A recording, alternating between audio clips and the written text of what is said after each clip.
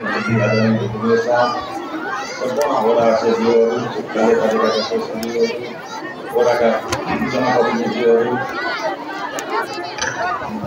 Plan इन्चार्जबाट पाल्नुका प्रतिनिधिहरू बाँकीका अध्यक्ष तथा निर्वाचन विभिन्न संस्थाबाट पाल्नुका प्रमुख तथा प्रतिनिधिहरू नवमा आसन प्रतिनिधिगण साथै यस वडालाई बालविवाह मुक्त वडा कार्यक्रममा यस कार्यक्रमलाई सफल बनाउन पाल्ने सम्पूर्ण वडावासी आमा बुवा दाजुभाइ दिदीबहिनी तथा विद्यार्थी भाइ बहिनीहरू पत्रकार बन्धुहरू सम्पूर्णमा मेरो व्यक्तिगत तथा क्षेत्रीय नगरपालिका नगर कार्यपालिका कार्यालयको तर्फबाट यहाँहरूलाई हार्दिक स्वागत गर्दछु। वास्तवमा आज हामीलाई निकै खुसी लागेको छ। हामीले निकै लामो प्रयासपछि हाम्रो 12 वडामध्ये 2 नम्बर वडा बाँकी रहेको थियो। त्यसलाई पनि आज हामीले चाहिँ बालविवाह मुक्त वडा गर्न सफल भएका छौँ। त्यसको लागि यस वडाका वडाध्यक्षज्यू जनप्रतिनिधिज्यू यस कार्यमा सम्बन्ध हाम्रा सहयोगी हातहरू सहभागी लगायत वडाका शिक्षक शिक्षिका विद्यार्थी भाइ सम्पूर्ण वडावासीहरूलाई म हार्दिक धन्यवाद दिन चाहन्छु।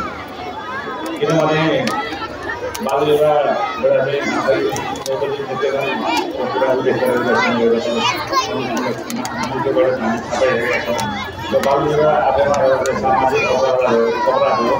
त्यसलाई चाहिँ पालन गर्नु हामी सबैको दायित्व हुन्छ। हामीले पालन गर्नु हाम्रो सबैको नागरिकको कर्तव्य भएको हुनाले पनि हामीले यस गोजरिया नगरपालिकालाई बर्दिया जिल्लाकै पहिलो बालविवाह मुक्त नगरपालिका हामी छिट्टै लागि परेका छौँ। यसलाई पनि भनेर गइसकेको छ। त्यसको लागि हामी सबैको लगन र मेहनत अथक प्रयासको फलस्वरूप कार्यक्रम सफल हुन गएको छ। त्यस कारणले बालविवाह मुक्त गरेर मात्र भएन, हामी त्यसलाई चाहिँ त्यसको चाहिँ निगोपन त्यसलाई चाहिँ नियन्त्रणता त्यसको चाहिँ कार्यान्वयन पक्षमा पनि हामी उत्तिकै चनाखो सजग हुनुपर्ने जरुरी छ। त्यस कारणले यस 2 नम्बर वडामा जति पनि उपस्थित हुनुहुन्छ अहिले यहाँ सम्पूर्ण हामीहरू उत्तिकै यस कार्यलाई बालविवाह मुक्त शून्यमा जान भनेर हामीले बाँकी उपलब्ध अध्यक्षज्यू भनिसकेको छ। अब हाम्रो 22%को रेटलाई दरलाई शून्यमा हामी जान हामी सम्पूर्ण अपेक्षागत प्रतिबद्धहरू लाग्यो भने पक्कै पनि यसलाई चाहिँ सफल हुन्छ भन्ने मैले विश्वास दिँदै यस कार्यमा सहयोग पुर्याउने सम्पूर्ण सहयोगी हातहरूलाई पुनः धन्यवाद दिँदै मेरो शुभकामना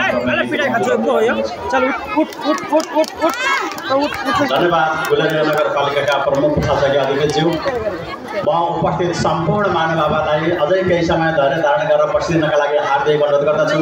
यो कार्यक्रम यहाँहरू आफ्नै कार्यक्रम हो, आफ्नै आँगनमा सञ्चालन भइरहेको यस कार्यक्रममा पूर्ण समय यहाँहरू बस्नुहुनेछ भन्ने हामीले अपेक्षा गरिरहेका छौँ। अबको क्रममा कृष्णसार किशोरी क्लबका बहिनीहरूलाई म आफ्नो नृत्य प्रस्तुतिका लागि अगाडि आइदिनका लागि हार्दिक अनुरोध गर्दछु।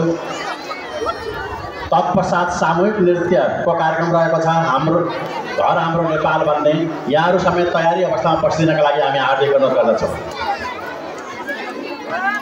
अब क्रममा कृष्णसार किशोरी क्लबको सामूहिक नृत्य।